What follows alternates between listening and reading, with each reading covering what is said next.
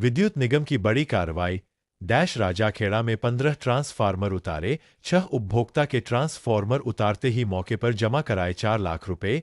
बकायेदार transformer लेके भागा, मुकदमा होगा दर्ज। राजाखेड़ा न्यूज। जयपुर विद्युत वितरण निगम लिमिटेड JVVNL ने राजाखेड़ा उपखंड में बिजली चोरी और बकाया बिलों की वसूली को लेकर व्यापक अभियान शुरू कर रखा है। डिस्कॉम के मरेना व राजाखेड़ा शहर ग्रामीण क्षेत्रों में बकायेदारों पर बड़ा एक्शन किया गया है। निगम की इस कार्रवाई से बिजली चोरों और लंबे समय से बिल जमा नहीं करने वाले उपभोक्ताओं में हड़कंप मच गया। डिस्कॉम का दस्ता देख बकायेदारों में हलचल देखी गई। 26 लाख की बकाया राशि पर 15 ट्रांसफार्मर उतारे गए, जिनमें से 5 उपभोक्ताओं ने मौके पर 4 लाख रुपए जमा करा दिए तो डिस्कॉम ने उनकी बिजली ट्रांसफार्मर रखकर पुनः शुरू की। विद्युत विभाग की टीम ने बकाया वसूली के तहत सख्त रुख अपनाते हुए बकाया राशि पर बड़ी कार्रवाई की।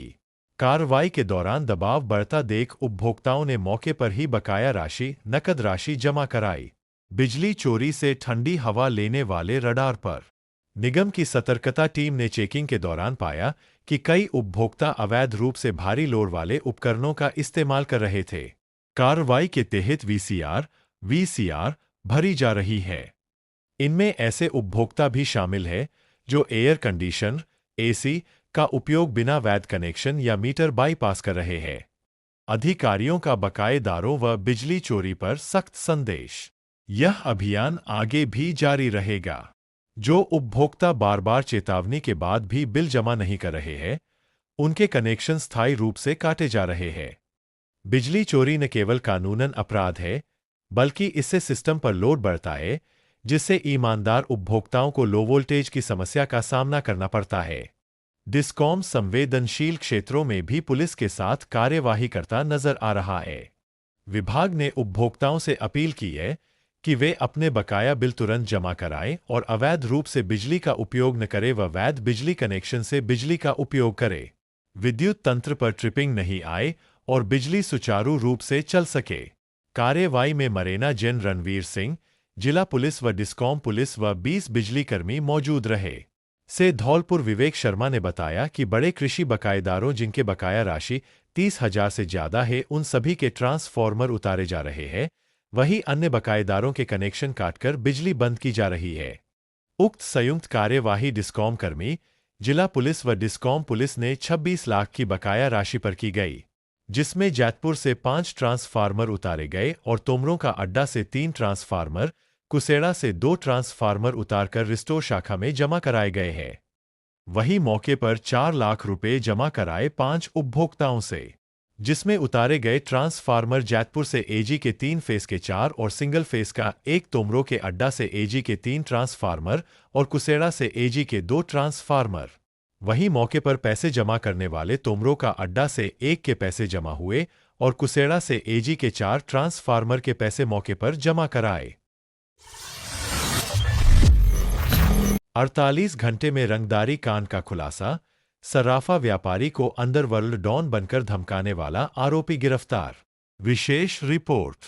बाड़ी न्यूज। बाड़ी कोतवाली पुलिस ने सर्राफा व्यापारी से 20 लाख रुपए की रंगदारी मांगने और जान से मारने की धमकी देने के सनसनीखेज मामले का महज 48 घंटे में खुलासा करते हुए आरोपी को गिरफ्तार कर लिया है। पुलिस की त्वरित कार्रवाई से व्यापारियों और आमजन में सुरक्षा का भरोसा मजबूत हुआ है। जिला पुलिस अधीक्षक विकास सांगवान के निर्देशन में तथा थानाधिकारी देवेंद्र कुमार शर्मा के नेतृत्व में गठित विशेष टीमों ने तकनीकी साक्ष्यों और मानवीय सूचनाओं के आधार पर कार्रवाई करते हुए आरोपी अमित कुमार गुर्जर, 22, निवासी बड़ा मानपुर, थाना कोलारी, जिला धौलपुर को गिरफ्तार किया। बाड़ी थाना प्रभारी देवेंद्र शर्मा ने बताया कि जांच में सामने आया कि आरोपी ने बड़ी चालाकी और शातिर तरीके से दूसरे व्यक्ति के मोबाइल फोन का उपयोग कर स्वयं को अंडरवर्ल्ड डॉन बताकर सर्राफा व्यापारी को कॉल की थी। आरोपी ने व्यापारी से 20 लाख रुपए की रंगदारी मांगी थी और रकम नहीं देने पर गंभीर परिणाम भुगतने की धमकी दी थी। पुराने लेनदेन के विवाद से जुड़ा निकला मामला। पुलिस पूछताछ में खुलासा हुआ कि आरोपी और सर्राफा व्यापारी के बीच करीब 3 माह पहले शादी के गहने बनवाने के लिए दिए गए एडवांस रुपए वापस करने को लेकर विवाद चल रहा था। इसी विवाद के चलते आरोपी ने भय पैदा करने और दबाव बनाने के उद्देश्य से रंगदारी की साजिश रची। 3 टीमों का गठन, तकनीकी जांच बनी सफलता की कुंजी। मामले की गंभीरता को देखते हुए पुलिस अधीक्षक ने थाना स्तर पर 3 अलग-अलग टीमों का गठन किया था। टीमों ने मोबाइल कॉल डिटेल, तकनीकी साक्ष्य और अन्य सुरागों के आधार पर आरोपी तक पहुंच बनाई और उसे गिरफ्तार कर लिया। आरोपी के कब्जे से घटना में प्रयुक्त मोबाइल फोन भी बरामद कर लिया गया है। अपराधियों पर कार्रवाई जारी रहेगी। वृत्त अधिकारी महेंद्र कुमार ने बताया कि प्रकरण में अग्रिम अनुसंधान जारी है तथा जिले में जघन्य अपराधों में शामिल अपराधियों के खिलाफ विशेष अभियान लगातार जारी रहेगा। गिरफ्तारी में इन पुलिसकर्मियों की रही अहम भूमिका। कार्रवाई में थानाधिकारी देवेंद्र कुमार शर्मा, एएसआई जंडैल सिंह, एएसआई नवीन कुमार, एएसआई नीरज कुमार, कांस्टेबल राजेंद्र 487 एवं कांस्टेबल सुबह सिंह 303 की महत्वपूर्ण भूमिका रही। विशेष रूप से आरोपी की गिरफ्तारी में कांस्टेबल राजेंद्र 487 का योगदान सराहनीय रहा। पुलिस की इस त्वरित कार्रवाई को व्यापारिक वर्ग ने राहत देने वाला कदम बताते हुए पुलिस टीम की सराहना की है। सीसीटीवी में कैद चोर, फिर भी 1 माह बाद तक नहीं हुई गिरफ्तारी। कपड़ा व्यापारी ने एसपी से लगाई न्याय की गुहार। सरमथुरा न्यूज। सरमथुरा क्षेत्र में एक कपड़ा व्यापारी की दुकान से 45,700 रुपये की चोरी के मामले में 1 माह बीत जाने के बावजूद पुलिस द्वारा कोई ठोस कार्रवाई नहीं किए जाने से नाराज पीड़ित ने पुलिस अधीक्षक से न्याय की गुहार लगाई है। पीड़ित व्यापारी जितेंद्र मीना ने बताया कि 4 मई को वह अपनी कपड़े की दुकान के पास स्थित एक अन्य दुकान पर कूलर देखने गए थे। इसी दौरान एक अज्ञात युवक उनकी दुकान में घुस गया और गल्ले में रखे 45,700 रुपये निकालकर फरार हो गया। घटना की जानकारी मिलते ही व्यापारी ने उसी दिन सरमथुरा थाने में शिकायत दर्ज करवाई। साथ ही दुकान में लगे सीसीटीवी कैमरों की फुटेज भी पुलिस को उपलब्ध कराई, जिसमें आरोपी युवक स्पष्ट रूप से नकदी चुराते हुए दिखाई दे रहा है।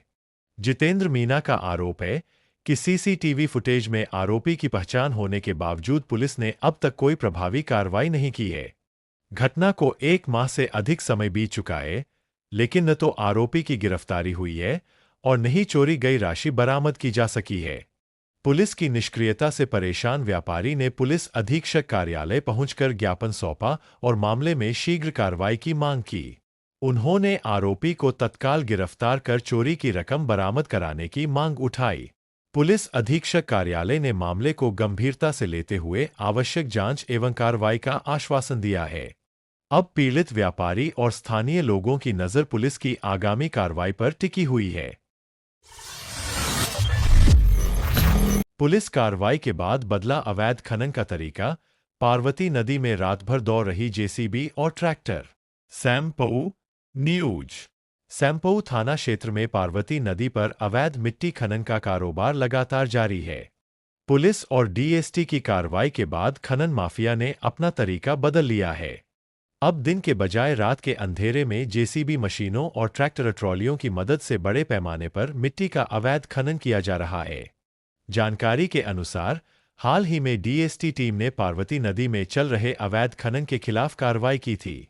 कार्रवाई के दौरान जेसीबी मशीनें और कई ट्रैक्टर मौके से भाग निकले थे। हालांकि इस कार्रवाई का असर महज कुछ दिनों तक ही दिखाई दिया और 2 दिन बाद ही नदी क्षेत्र में फिर से अवैध खनन शुरू हो गया। जेसीबी मशीनों की गड़गड़ाहट और ट्रैक्टर ट्रॉलियों की आवाजाही से प्रभावित हो रहा पूरा क्षेत्र। स्थानीय लोगों का कहना है कि रात भर जेसीबी मशीनों की गड़गड़ाहट और ट्रैक्टर ट्रॉलियों की आवाजाही से पूरा क्षेत्र प्रभावित हो रहा है। खनन माफिया पुलिस की नजरों से बचने के लिए रात के समय गतिविधियां संचालित कर रहे हैं, जिससे प्रशासनिक निगरानी भी चुनौतीपूर्ण हो गई है। स्थानीय पुलिस को अवैध खनन की जानकारी होने के बावजूद संबंधित विभागों द्वारा प्रभावी कार्रवाई नहीं किए जाने के आरोप लग रहे हैं। इससे प्रशासन की कार्यशैली पर भी सवाल उठने लगे हैं। ग्रामीणों का कहना है कि यदि समय रहते सख्त कदम नहीं उठाए गए तो नदी क्षेत्र का पर्यावरणीय संतुलन गंभीर रूप से प्रभावित हो सकता है। अवैध खनन से नदी की प्राकृतिक संरचना को पहुंच रहा है नुकसान। विशेषज्ञों के अनुसार लगातार हो रहे अवैध खनन से नदी की प्राकृतिक संरचना को नुकसान पहुंच रहा है। वहीं रात भर चलने वाली मशीनों और वाहनों की आवाजाही से वन्य एवं जलीय जीवों का प्राकृतिक आवास भी प्रभावित हो रहा है। उनके ठिकाने नष्ट होने से जैव विविधता पर प्रतिकूल असर पड़ने की आशंका बढ़ गई है। स्थानीय लोगों ने प्रशासन से पार्वती नदी में चल रहे अवैध खनन पर तत्काल रोक लगाने तथा जिम्मेदार लोगों के खिलाफ कड़ी कार्रवाई करने की मांग की है। धौलपुर ने जोधपुर को 3-1 से हराकर किया विजयी आगाज, उबैद बने man of the match. Dholpur news. Pali के पुलिस लाइन मैदान में आयोजित 16वीं राज्य स्तरीय जूनियर हॉकी प्रतियोगिता में धौलपुर हॉकी टीम ने शानदार प्रदर्शन करते हुए अपने पहले मुकाबले में जोधपुर को 3-1 से पराजित कर प्रतियोगिता में विजयी शुरुआत की है। मैच के आरंभ से ही धौलपुर के खिलाड़ियों ने आक्रामक खेल का प्रदर्शन करते हुए जोधपुर टीम पर दबाव बनाए रखा।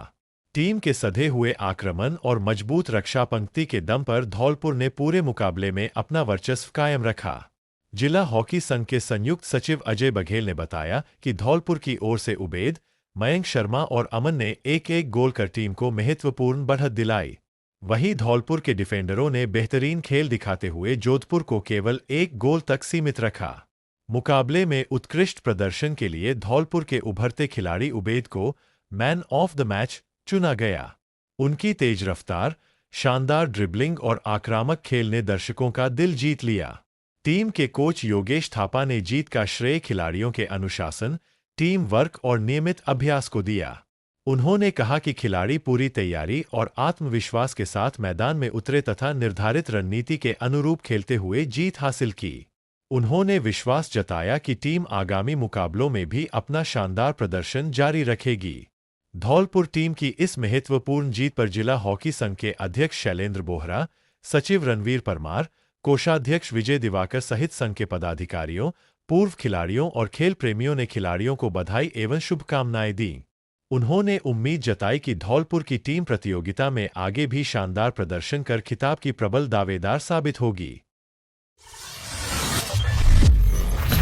धार्मिक स्थल के पास भूमि आवंटन का विरोध, ग्रामीणों ने मुख्यमंत्री के नाम सौंपा ज्ञापन। धौलपुर न्यूज। गांव नगला दूल्हे खां में धार्मिक आस्था स्थल के समीप सरकारी भूमि के प्रस्तावित आवंटन के विरोध में गुरुवार को ग्रामीणों ने जिला कलेक्टर श्रीनिधि बी को मुख्यमंत्री के नाम ज्ञापन सौंपा। ग्रामीणों ने बताया कि गांव का प्राचीन पोखर धार्मिक आस्था और सामाजिक परंपराओं का केंद्र है तथा आसपास की सरकारी भूमि का उपयोग लंबे समय से पशुपालन और सामुदायिक कार्यों के लिए किया जाता रहा है।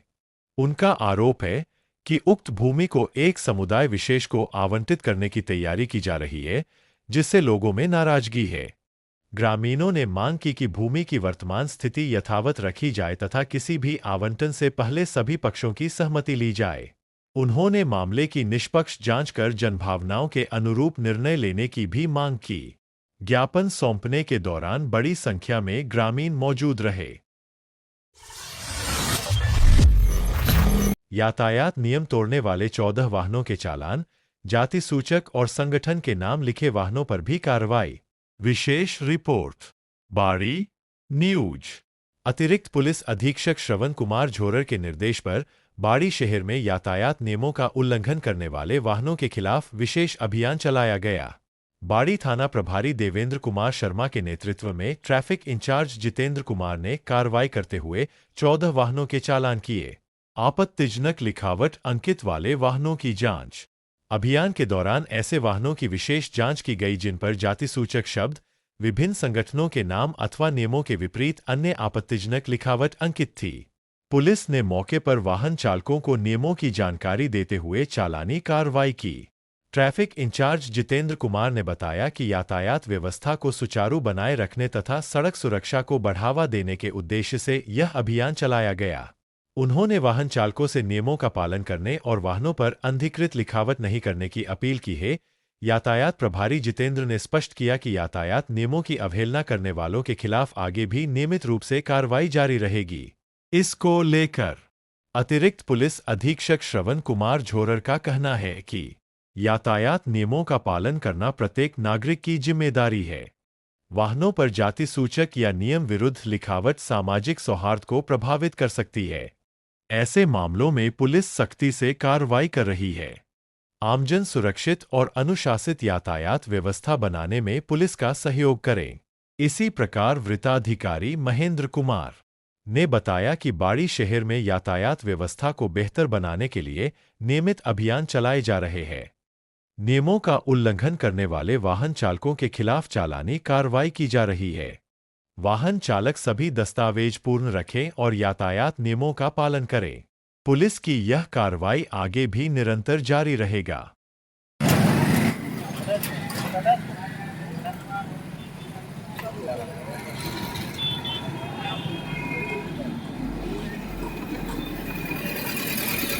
जल्दी से क्या लगाना, आदेश आए हुए हैं भाई, ऐसे कोई स्टिकर नहीं लगाने, हेलमेट लगा के चलना।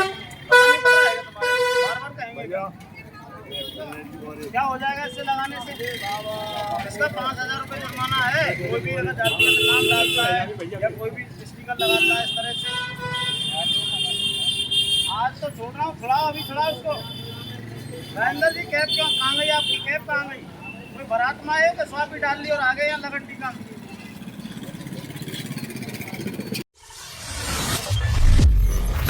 लोकतांत्रिक विरोध प्रदर्शन में देश भर की हजारों महिलाओं ने लिया भाग। नई दिल्ली न्यूज।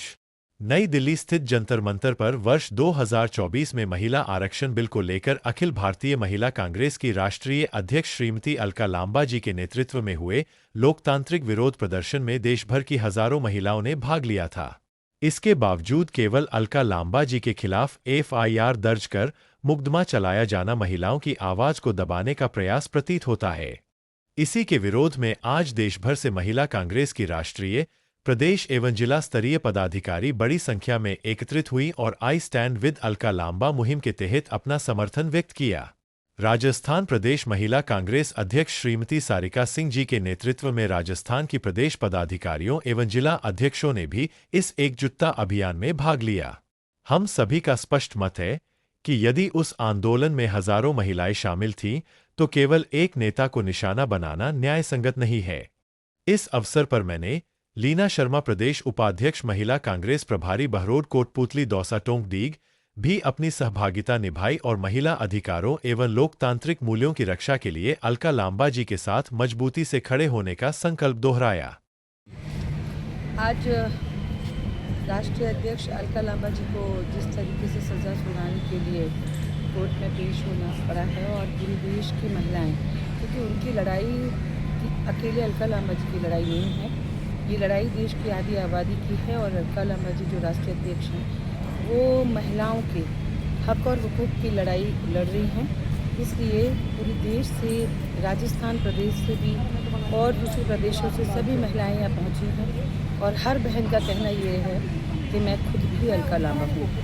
मोदी सरकार जब डरती है, महिलाओं के हक और हुकूक की लड़ाई की आवाज़ जब बुलंद होती है, तो वो ऐसे ही बलात्कारियों को बेल देती है और न्याय की और हक और हुकूक की बात करने वालों को जेल देती है। हम सब अलका लांबा के साथ हैं। I stand with Alka Lamba. नमस्कार। आज हम अखिल भारतीय महिला कांग्रेस के इंदिरा भवन में एकत्रित हुए हैं। कारण हमारी अखिल भारतीय महिला कांग्रेस कमेटी की राष्ट्रीय अध्यक्ष जिन्होंने 2024 में आधी आबादी पूरा हक को लेकर जंतर मंतर में विरोध प्रदर्शन किया था, उसमें उनको आज उनकी सज़ा पर सुनवाई का दिन है, जिसके लिए आज हम सब प्रदेश अध्यक्ष सारिका सिंह जी के नेतृत्व में राजस्थान की सभी जिलाध्यक्ष एवं पदाधिकारी मौजूद हैं। और सभी महिलाओं का कहना है कि अगर महिलाओं के हक की आवाज़ को उठाने पर उनको सज़ा होती है और जो दोषी हैं, जो रेपिस्ट हैं, जो धांधले कर रहे हैं, नीट के पेपर में जो धांधली हुई और महिलाओं के ऊपर अभद्र टिप्पणियाँ करने वालों के ऊपर कोई कार्रवाई नहीं होती है और हक की लड़ाई लड़ने वालों के लिए आप जेल देते हैं, तो हम सब महिलाओं का कहना है कि हम सब अलका लांबा जी के साथ हैं। 7 जून को राजाखेड़ा में निकलेगी भगवान परशुराम की भव्य शोभा यात्रा, विप्र समाज को किया आमंत्रित। धौलपुर न्यूज। भगवान श्री परशुराम जी के जन्मोत्सव के उपलक्ष्य में राजाखेड़ा में 7 जून को भव्य शोभा यात्रा का आयोजन किया जाएगा। आयोजन समिति के पदाधिकारी धौलपुर पहुंचे और विप्र समाज सहित सभी सनातन प्रेमी बंधुओं से सपरिवार शामिल होकर आयोजन को सफल बनाने की अपील की। समिति के अनुसार भगवान श्री परशुराम जी की भव्य शोभा यात्रा रविवार 7 जून 2026 को दोपहर 1 बजे राजाखेड़ा से निकाली जाएगी। शोभा यात्रा में भगवान परशुराम के जीवन आदर्शों, शौर्य और धर्म रक्षा के संदेश को जनवरी से जनवरी तक पहुंचाया जाएगा। आयोजन समिति के पदाधिकारियों ने कहा कि भगवान परशुराम त्याग, पराक्रम और मर्यादा के प्रतीक है। उनकी जयंती पर आयोजित इस शोभा यात्रा में समाज के सभी वर्गों की सहभागिता से कार्यक्रम और अधिक भव्य बनेगा। धौलपुर प्रवास के दौरान समिति सदस्यों ने विभिन्न समाजजनों से मुलाकात कर उन्हें सादर आमंत्रित किया। इस अवसर पर अभिभाषक संघ के पूर्व अध्यक्ष प्रशांत हुंडावाल, प्रिंस, अनुराग मुदगल, नंदकिशोर शुक्ला सहित राजाखेड़ा से आए कालीचरण शर्मा, पातीराम मुदगल, हरेंद्र दीक्षित, केपी शर्मा, कैलाश शर्मा, बिट्टू शर्मा एवं अन्य गणमान्य लोग उपस्थित रहे। आयोजन समिति ने सभी श्रद्धालुओं से अधिक संख्या में पहुंचकर शोभा यात्रा की शोभा बढ़ाने का आह्वान किया है। जाल में फंसे घायल अजगर का वन विभाग ने किया रेस्क्यू, सुरक्षित जंगल में छोड़ा। धौलपुर न्यूज। धौलपुर जिले की ग्राम पंचायत बसई सामंता में हरिदास बाबा मंदिर जाने वाले मार्ग पर एक विशाल अजगर जाल में फंसकर घायल अवस्था में पड़ा मिला। अजगर को तड़पता देख ग्रामीणों में चिंता फैल गई और तत्काल उसे बचाने के प्रयास शुरू किए गए। ग्रामीणों ने इसकी सूचना गांव निवासी उत्तम सिंह को दी। सूचना मिलते ही उन्होंने मौके पर पहुंचकर स्थिति का जायजा लिया और वन विभाग के कर्मचारी कृष्ण अवतार को घटना की जानकारी दी। सूचना मिलते ही वन विभाग की टीम मौके पर पहुंची और सावधानीपूर्वक रेस्क्यू अभियान चलाया। टीम ने जाल को काटकर घायल अजगर को बाहर निकाला और उसकी स्थिति की जांच की। काफी मशक्कत के बाद अजगर को सुरक्षित मुक्त कराया गया। वन विभाग की टीम ने प्राथमिक देखरेख के बाद अजगर को उसके प्राकृतिक आवास में छोड़ने का निर्णय लिया। इसके बाद उसे सुरक्षित रूप से केसरबाग जंगल क्षेत्र में छोड़ दिया गया, जहां वह प्राकृतिक वातावरण में लौट सका। ग्रामीणों ने वन विभाग की तत्परता की सराहना करते हुए कहा कि समय पर कार्रवाई होने से एक वन्यजीव का जीवन बचाया जा सका। वहीं वन विभाग ने लोगों से अपील की कि किसी भी वन्यजीव के दिखाई देने या संकट में होने पर उसे नुकसान पहुंचाने के बजाय तत्काल विभाग को सूचना दे। यातायात पुलिस का सख्त अभियान, हेलमेट, सीट बेल्ट और दस्तावेजों के बिना चल रहे वाहनों पर कार्रवाई, 20 चालान काटे। बाड़ी न्यूज। बाड़ी शहर में सड़क सुरक्षा और यातायात व्यवस्था को सुदृढ़ बनाने के उद्देश्य से यातायात पुलिस द्वारा विशेष अभियान चलाया जा रहा है। अभियान के तहत हेलमेट के बिना दोपहिया वाहन चलाने, सीट बेल्ट नहीं लगाने, नो पार्किंग क्षेत्र में वाहन खड़े करने तथा आवश्यक दस्तावेज साथ नहीं रखने वाले वाहन चालकों के खिलाफ कार्रवाई की गई। गुरुवार को चलाए गए विशेष अभियान के दौरान यातायात पुलिस ने नियमों का उल्लंघन करने वाले 20 वाहन चालकों के चालान काटे। इस दौरान पुलिस ने वाहन चालकों को यातायात नियमों की जानकारी देते हुए सड़क सुरक्षा के प्रति जागरूक भी किया। यातायात पुलिस प्रभारी जितेंद्र कुमार ने बताया कि सड़क दुर्घटनाओं में कमी लाने और आमजन की सुरक्षा सुनिश्चित करने के लिए यह अभियान लगातार जारी रहेगा। नियमों की अनदेखी करने वाले वाहन चालकों के खिलाफ भविष्य में भी सख्त कार्रवाई की जाएगी। यातायात पुलिस ने आमजन से अपील की है कि वाहन चलाते समय हेलमेट और सीट बेल्ट का अनिवार्य रूप से उपयोग करें तथा वाहन के सभी आवश्यक दस्तावेज साथ रखें ताकि किसी भी प्रकार की असुविधा से बचा जा सके। इस मौके पर अतिरिक्त पुलिस अधीक्षक श्रवण कुमार झोरर ने बताया, यातायात नियम नागरिकों की सुरक्षा के लिए बनाए गए हैं। हेलमेट और सीट बेल्ट का उपयोग जीवन बचाने में महत्वपूर्ण भूमिका निभाता है। नियमों का पालन नहीं करने वालों के खिलाफ लगातार कार्रवाई की जाएगी। आमजन सुरक्षित यातायात व्यवस्था बनाए रखने में पुलिस का सहयोग करें। साथ ही थाना प्रभारी देवेंद्र कुमार शर्मा ने बताया, बाड़ी शहर में यातायात व्यवस्था को बेहतर बनाने के लिए नियमित अभियान चलाए जा रहे हैं। वाहन चालक यातायात नियमों का पालन करें और सभी आवश्यक दस्तावेज अपने साथ रखें। नियमों की अनदेखी करने वालों के खिलाफ सख्त कार्रवाई जारी रहेगी। ट्रैफिक इंचार्ज जितेंद्र कुमार ने आम नागरिकों से अपील करते हुए कहा है कि सड़क सुरक्षा सभी की साझा जिम्मेदारी है। हेलमेट और सीट बेल्ट का प्रयोग केवल चालान से बचने के लिए नहीं, बल्कि अपनी और अपने परिवार की सुरक्षा के लिए जरूरी है। यातायात पुलिस का उद्देश्य लोगों को जागरूक करना और दुर्घटनाओं को कम करना है। व्यवसाय की न्यूज। पवन भारद्वाज ने बाड़ी में इलेक्ट्रॉनिक्स कारोबार को दिलाई नई पहचान, ग्राहकों के भरोसे से बनाई अलग पहचान। बाड़ी न्यूज। बाड़ी शहर के युवा व्यवसायी पवन भारद्वाज ने अपनी मेहनत, दूरदर्शिता और ग्राहकों के प्रति समर्पण के बल पर इलेक्ट्रॉनिक्स एवं एयर कंडीशनिंग कारोबार में एक अलग पहचान स्थापित की है। आज उनका प्रतिष्ठान भारद्वाज रेफ्रिजरेशन बाड़ी क्षेत्र के सबसे भरोसेमंद और लोकप्रिय शोरूम्स में गिना जाता है। एक समय जहां आधुनिक इलेक्ट्रॉनिक्स उत्पादों के लिए लोगों को बड़े शहरों का रुख करना पड़ता था, वहीं पवन भारद्वाज ने बाड़ी में ही ग्राहकों को सभी प्रमुख कंपनियों के AC, cooler, mobile, LED TV और अन्य इलेक्ट्रॉनिक्स उत्पाद एक ही छत के नीचे उपलब्ध कराकर व्यापार के क्षेत्र में नई मिसाल कायम की है। ग्राहकों की जरूरतों को समझते हुए उन्होंने गुणवत्तापूर्ण उत्पादों के साथ साथ बेहतर बिक्री उपरांत सेवा, आफ्टर सेल सर्विस को भी प्राथमिकता दी। यही वजह है कि आज उनके शोरूम ने ग्राहकों के बीच विश्वास और विश्वसनीयता की मजबूत पहचान बनाई है। पवन भारद्वाज ने आधुनिक तकनीक और सोशल मीडिया का भी प्रभावी उपयोग किया है। उनके आकर्षक ऑफर, रचनात्मक प्रचार अभियान और ग्राहकों से सीधा संवाद युवाओं के बीच विशेष रूप से लोकप्रिय है।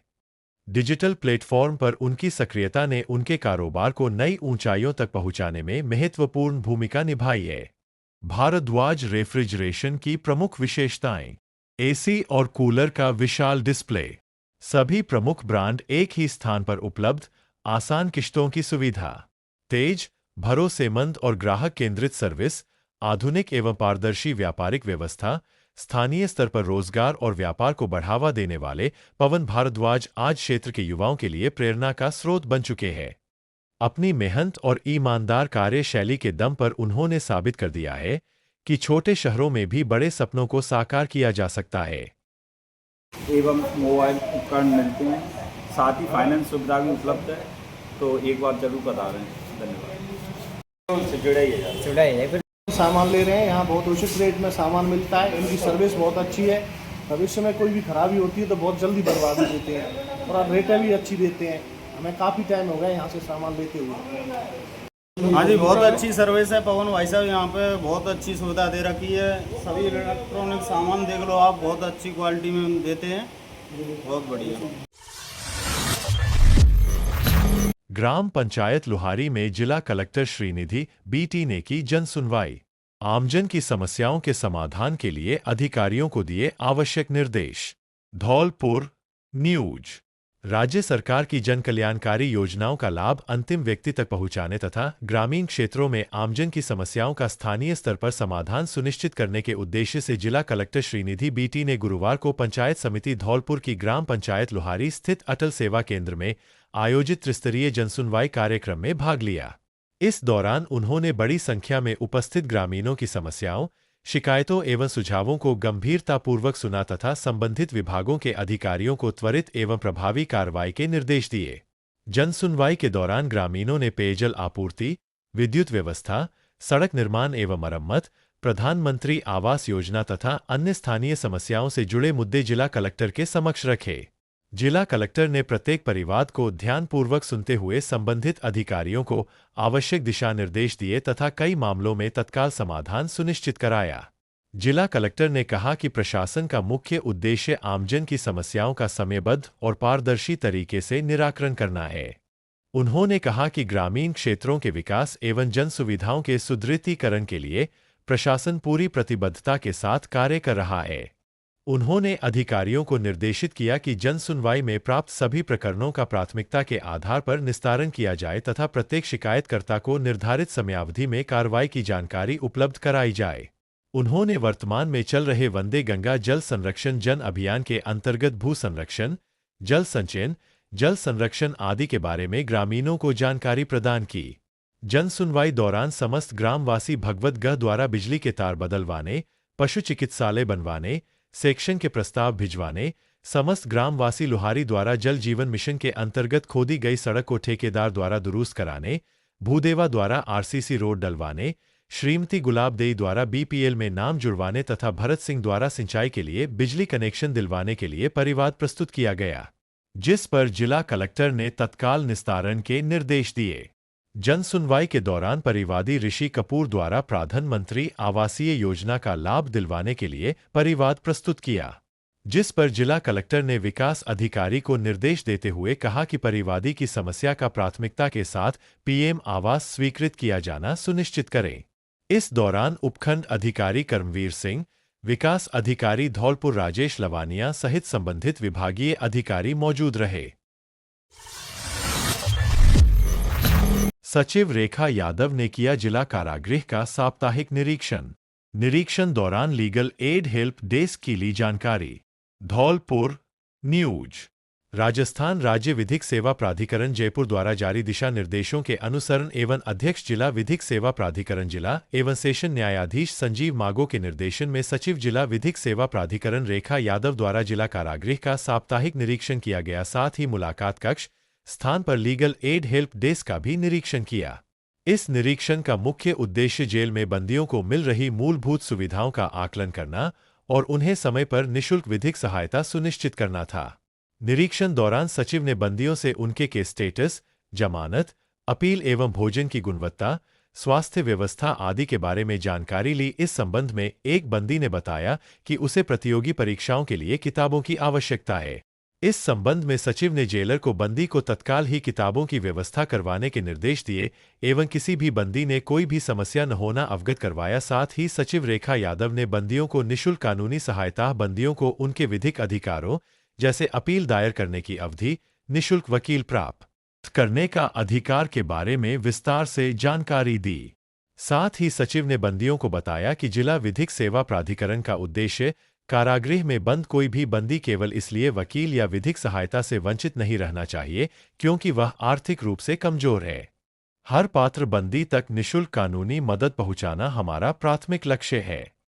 इस दौरान सचिव ने जेल परिसर में स्थापित मुलाकात कक्ष स्थान पर लीगल एड हेल्प डेस्क का भी निरीक्षण किया एवं वहां उपलब्ध व्यवस्थाओं को सुदृढ़ करने के निर्देश दिए।